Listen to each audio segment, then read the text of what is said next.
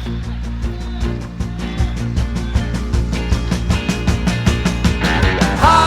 town, going down to hockey town, whoa, whoa.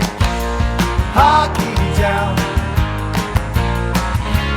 take me down to hockey town, yeah, yeah, yeah.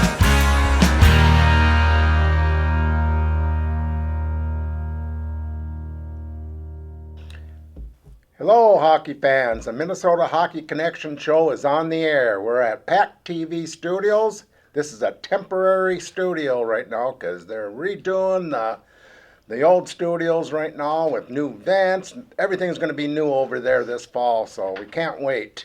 But let's get started. We got a special guest, General Manager of the Minnesota Wilderness. They're in the finals of the Midwest Division right now, and it's a tough playoff series. We got Dave Boitz, the general manager. Hello, Dave. Hey, Jerry, how you doing? Yeah. Thank you for having me. Yeah, I've known you for many years. Why don't you give the hockey fans a little bio of your hockey career and where have you been and what you've done? Well, I can tell you where I've been in the North American Hockey League. This is I think we just added it up. It's my 19th season in the league. Before that, I coached high school hockey in Alexandria. Oh, you did? Bantam hockey, Pee Wee hockey. So I sort of worked myself up, and then I was running the arena in Alexandria, and a group came in and wanted to put a junior hockey team there, and we negotiated the deal, and the owner bought the team and hired me to be the coach. So it worked out pretty good. I was the rink manager and the coach, and so then, anyways, that kind of started my junior hockey career as a coach, and then we moved to North Iowa, Mason City for a few seasons. Kind of wanted to get away from having the rink job and a coaching job. So I was the coach and GM in North Iowa, and then ended up going to Alaska for a few years, and then was out of hockey for a couple years, and then came back to the team in Cloquet. Here is our 10th season, and I've been here the whole time. So it's been a great journey. It's been unbelievable to see the league evolve, and what it's, back when we were starting and I was in Alexandria, if we had one kid that was going to play Division I hockey off of our roster, it was really a big deal. It's pretty special, and so we certainly have evolved from that, and most of all our kids are either playing Division I or Division III hockey when they're done, and usually 10, 12, 14 kids a year are going to play in the Division I ranks, and the balance would be going eventually, when they're done with their junior hockey career, playing Division III hockey. Yeah, that's amazing how it's changed in the last 15 years. I watched a lot of it. I used to go to a lot of the games, and boy, it's amazing how things can change so fast. And for a while there, back about 15, 20 years ago, the USHL was worried about Canada junior hockey because they were coming down trying to take some of the Americans because they weren't getting the quality. It was going downhill there, I guess, or just limited to elite players. And so they were coming down here. And so the USHL was a little worried. So now I'm really amazed how they're building new leagues. There's another Tier 2 league out west now. How did hockey get so good? Well, if you look at the NHL and the way they've expanded, it's been pretty incredible. If you go back to the 60s and 70s and even the 80s, how many limited markets there actually were, and now so many markets have expanded in the NHL, and I think that really breeds enthusiasm throughout those markets, and there's more and more kids playing all over the country, and it's pretty exciting to see. I mean, when I came into this league, that was the first year that the American West Hockey League and the North American Hockey League actually merged. And then that was a year that the USHL went from Tier 2 to Tier 1. And so that was probably the most dramatic change in junior hockey in the U.S. In recent memory when those two things happened, because what it did was it really forced the USHL to go much younger than they were, and then they've got a lot of 16s and 17-year-old kids on their rosters. They can only have 4 20-year-olds. And then it allowed a lot of these kids who are playing their full high school career, or playing midget hockey to then come in and play in the North American Hockey League is more of an option, because there's just so many 16 and 17-year-old superstar type talents taking up those roster spots in the USHL. Mm-hmm. So, did you grow up in Alex? From Anoka. Anoka, Yep. that's right. You Yep. told me that a while Yep. back. Yeah. Yep. Okay, and how did you get to Alex? The job? Yeah, I actually I was selling floor covering, and for a wholesale as a wholesale sales rep, and I had coached Bantam hockey for a little while in Anoka as an assistant coach, and my old I was a bat boy for a bunch of guys when they were and they were hockey guys, and they really liked me, and I went to their hockey schools, and I was their bat boy, and then later on one of them hired me, John Barencott hired me to be an assistant coach, so I was the assistant coach in Anoka for a couple years, and kind of got away, and then what happened was I had a job in selling floor covering, and moved me up to Alexandria as my location, my area, and then I met the high school coach there and started coaching Pee Wee hockey and then I kind of just worked up the ranks. That's amazing. Yeah. Now you're still at it 20 years later. Yeah. So it's been quite a journey. And by the way, wasn't when you were GM up in Alaska, in Anchorage, was Corey your coach? No, he was. So Corey was the coach when that team started. We're talking about Corey Millen. Yep, Corey Millen. He was a coach when that team started, and then I was coaching in North Iowa at the time, so we played those guys a few times. But then the next year, he was let go. It didn't work out. I don't know exactly what went down, but he wasn't there anymore. And then they had 1 year, and then they talked. My wife and I had always kind of wanted to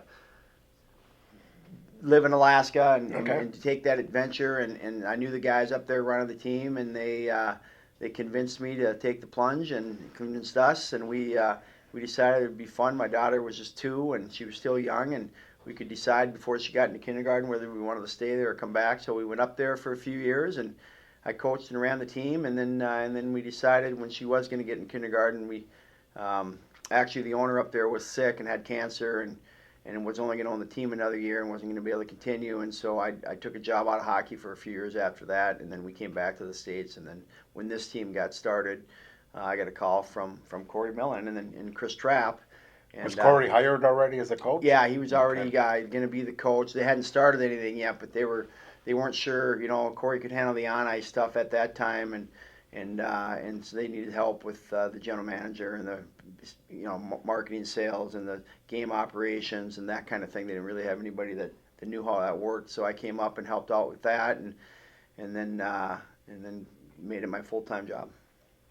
So have you been liking it up here? Love it. Yeah, we love it. Yeah, no, we You're in 218 area. Yeah, no, we love it up here. My dad was born and raised in Ely, ironically, and so we spent most of our. He was a school teacher. My mom was a nurse, and she'd get her vacation in the summer, and we'd spend a large amount of our time up in Ely. And every time, my dad just.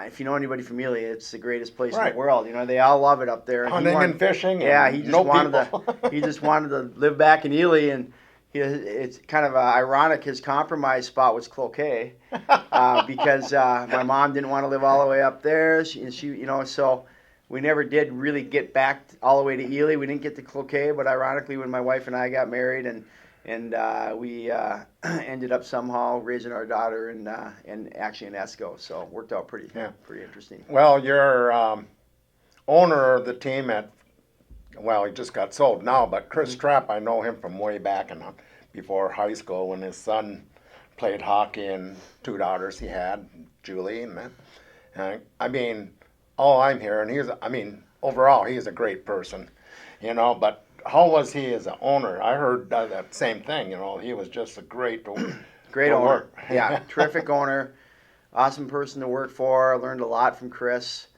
He really was in it for the right reasons. Really wanted to be a part of the community and give kids another chance and be part of giving them an opportunity to get themselves ready to be able to play college hockey. And he just did things the right way and really looked out for the guys. And I think we have one of the best organizations in the whole league.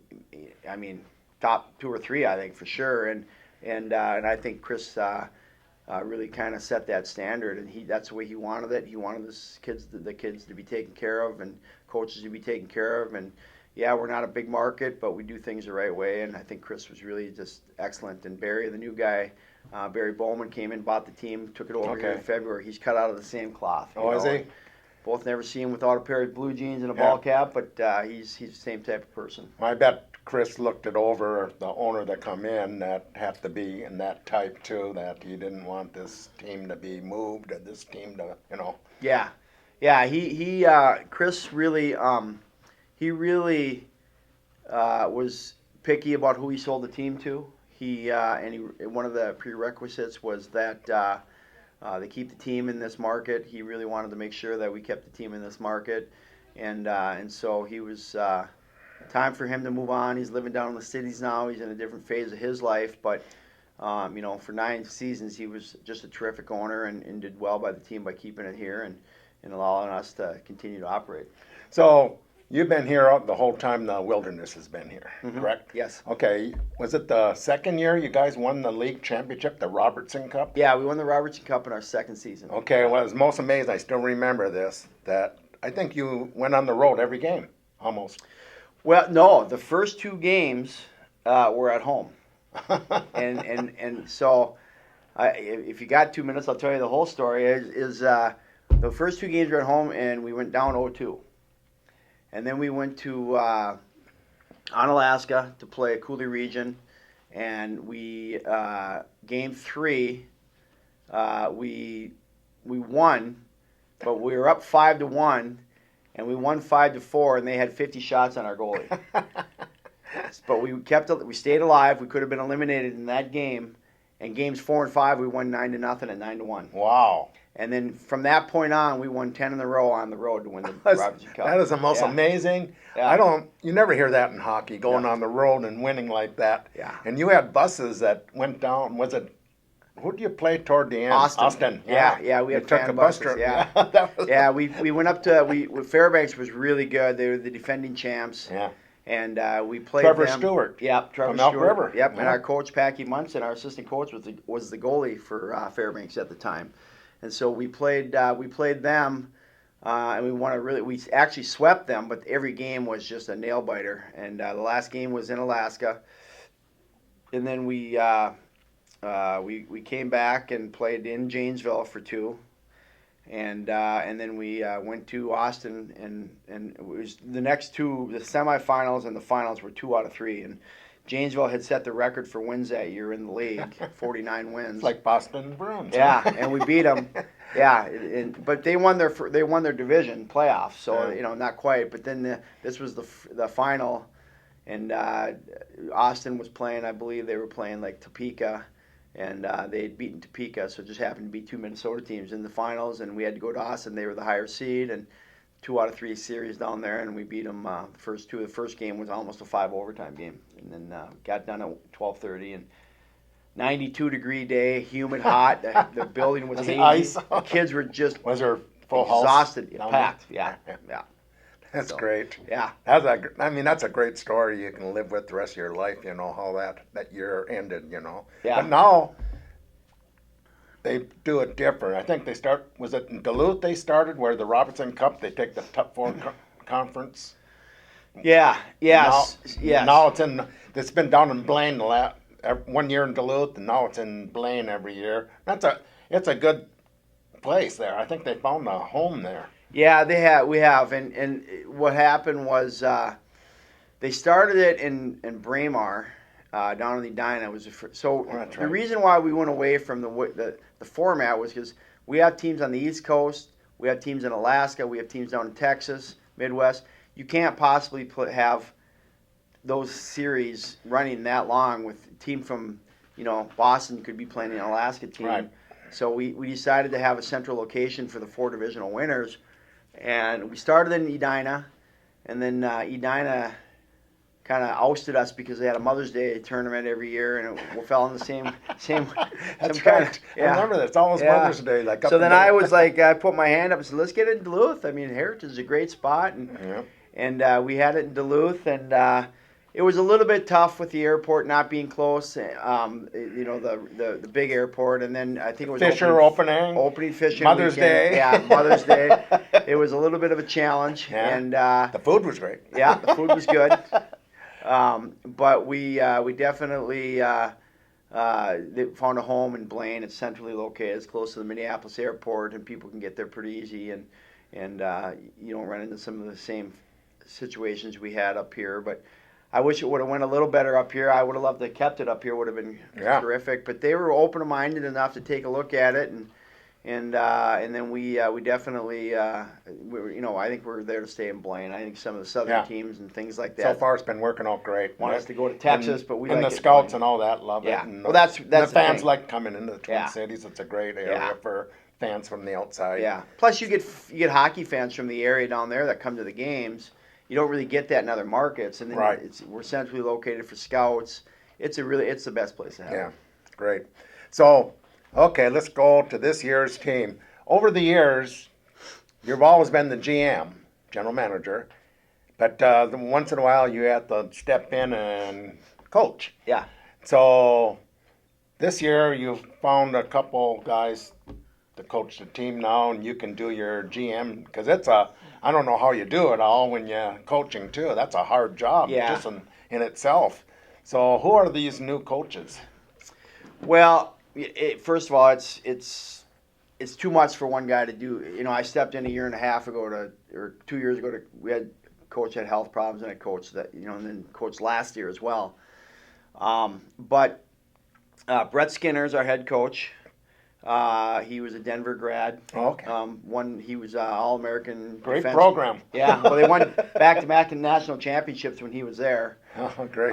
And so, you know, when I looked at his resume, he won 2 national championships at Denver. He was an All-American, left early, got drafted. He played some games in the NHL, but everywhere he won the Calder Cup in the American Hockey League as a player championship. He coached in Sioux Falls, the USHL, the last 5 years, an assistant. Won the Clark Cup championship. So he's been about winning everywhere he's been. And I think the best thing about him was I got a lot of his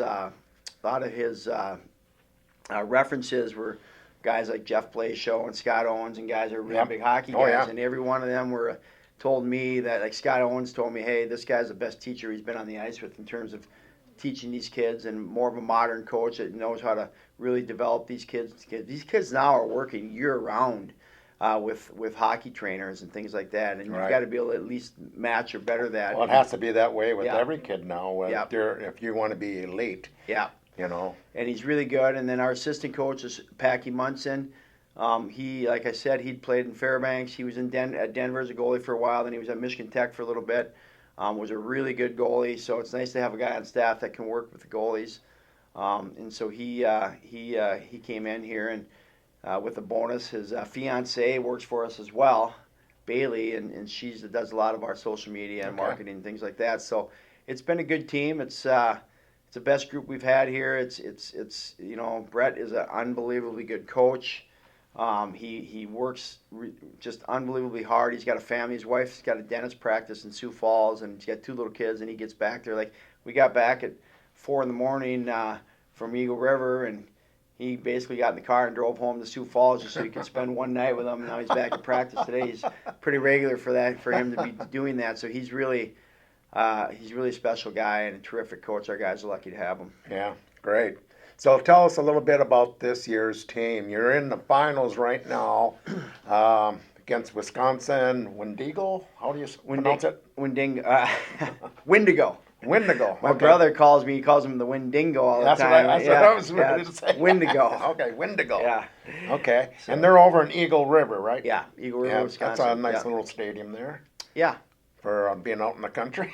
Yeah, it's okay. So this team, you played them many times this year, so you guys know each other. Yeah. So, like I say, when I saw you outside walking up the stairs here to the elevator, probably your top players, you both have a Swede. Yeah, yep. It's like the Wild. Yeah. Pick up the Swedes. Yeah. Well, I think their top player is Swedish. He's got their most points, but I think their best player was Lewandowski, who's kind of been in and out. He's got best points per game. He's a really good player. He was supposed to go to Wisconsin. Yeah. And Yeah. decommitted and all that. Yep. And so he's an outstanding player. But yeah, they're the Swedish player. I guess not sure how you say his name exactly, but Wickland I call him. But he's a really special player too, and obviously had a big goal the other night. But your team, talk about some of your players that you have that people should look out. By the way, folks, if you want to see some good hockey, this is during the regular season. It's great hockey. It's up and down, but this Friday and Saturday out at Northland Credit Union Arena. Yeah. It's going to be the playoffs, the third and fourth game. They're tied 1-1 right now, and the first team that wins 3 games gets to the Robinson Cup down in Blaine next weekend, the weekend after. So I'd get out there. This is great hockey, and it's reasonable price for tickets. Yeah, Northwoods Credit Union. I'll get in trouble if I don't correct you on that one. Yeah, they slap me. Yeah, that's okay. they put a lot into I've been there many times. Yeah, I know. But I've been to a lot of arenas. Yeah, they're a great sponsor, and they've done a lot of great. But our team, yeah, like you said, it starts with our goaltender, who's Swedish, who's just been. I mean, St. Cloud's getting a really good goalie next year. He's very special goalie. We've had a lot of special goalies, and he's just another one. That's where he's going, huh? Yeah, he's going to St. Cloud State. Kevin Marks Norn, also Swedish, outstanding player. Not committed yet. He's very close. He led the league in goals scored this year. Traded for him at the showcase, and I'd seen him score some pretty high end goals against us last year when he was playing for Kenai River and then Fairbanks. And once I saw that they must have had an import problem. I think was the situation there, and maybe a little bit of a conflict between coach player. I'm not sure exactly what was going on there, but when I saw him become available, and we didn't have a lot of scoring, I thought, wow, this kid he's a pretty elite goal scorer. And sure enough, we trade for him, and he ends up leading the league in scoring. So he's been really good for us, and we've got Gunnar Thorson's been here 3 years, just been terrific for us. And I've watched his younger brother a lot too this year, last 3 years. Well, and if you would have saw Bo Janzig play again over the weekend, he's just been outstanding for us. And don't you have a Rapids defenseman too, right? No, Morquay he ended up going to Sioux City halfway through the year, and then he broke his thumb, so couldn't come back here or couldn't play there. So Ren Morquay was there, but out for the season had to have surgery. So unfortunately for him, he was a really terrific player for us as well. But yeah, so we've been really happy. Sawyer Scholl's a Wisconsin kid. He's going to Wisconsin. We traded for him from Sioux City midway through the year, and he has been just terrific for us. Big centerman. Was a winger. We made him a center, and it sounds like that's his position of the future, and he's done really well for us. I mean, just a big, strong kid, skates hard, a lot of experience, and he scored some big goals for us here. Okay, folks, Northwood Credit Union this weekend, Friday, Saturday night, 7:15? 7:15, both nights, yep. Get there early. It's going to be fun. It reminds me, like National Hockey League in the regular season. I watch that all year round, and you see shifts of these $5 million guys that, what the heck are they doing? They don't even want to play tonight. And then the Stanley Cup starts. What the hell? Yeah. They should just cut out the regular season. And then I watched North American Hockey League, how much better it is now, and that up and down action. I mean, it's like a tennis match. Yeah. And now these kids wouldn't give every second. They do during the regular season because they don't want to be undressed. They want to dress for every game, and they want to play. These kids are... So, I tell you, I'm going to be there. Yeah, tickets available on either at the gate or wildernesshockey.com. You can buy them online, and just people don't realize our season was longer than the Wild's. We started 3 weeks before them, and we're still going, and so it's quite a long season for these kids, and for them to have the energy and it's Jerry's right. It's a heck of a series, and it's gonna be a great game this weekend. Hey, going back to one of your employees, Kevin Smalley. Yeah. So what he has to work during his regular job when the season opens up, but Yeah. is he basically your scout? Or Yeah, he head scouts scout? for us, player personnel. Yeah. He he's great friend, great mentor for the guys, and just a super positive person, and knows so many people in the hockey world, and really helps us on so many levels, and coaches our U18 team, and yeah, Small's a great guy. I just spent the weekend with him in Eagle River, and we have a lot of fun. And by the way, you can call the Minnesota Wilderness or email them, and they have 3 camp. Are they full yet? Nope, we're still working. Okay. Yep. On June 2nd through the 4th, they're in Trenton, Michigan. 9th through 11th, they got Hudson, Wisconsin, and then Las Vegas. Oh, you got 2 at the same time. Yep. So how do you do that with the coaches and all that? Brett goes with the group to Las Vegas, and I stay here with our assistant coach in the group in Hudson, and then our draft is on the 13th, so we get to see a lot of kids before our draft. So And how do you get a hold of you or your just right on our website. Go on Wilderness Hockey, go under Okay. tryouts, and all the information's right Okay. there. And Packy Munson really handles that, our assistant coach, and Okay. yep. So it's all right there, and absolutely that's our pre-draft camp, and then later this summer we'll have a final Okay. main camp. Great. So, okay. So that's all you have to do. And I think every kid that wants to play hockey after high school should at least go to 1 or 2 camps and different teams and that. And these are good camps here because they're Hudson in the Twin Cities, Vegas. We can't win there. Oh, you might get some California kids. Yeah, there'll be So- California kids there. Okay, folks. It's General Manager Dave Boitz. And thank you, Dave. Thanks for having me, Jerry. And thank you, PACT-TV Studios, Jim, Liz, Vicki, and hey, we'll see you at the rink, and we'll see you at Northwood Credit Union Arena this weekend, Friday, Saturday at 7:15 each night.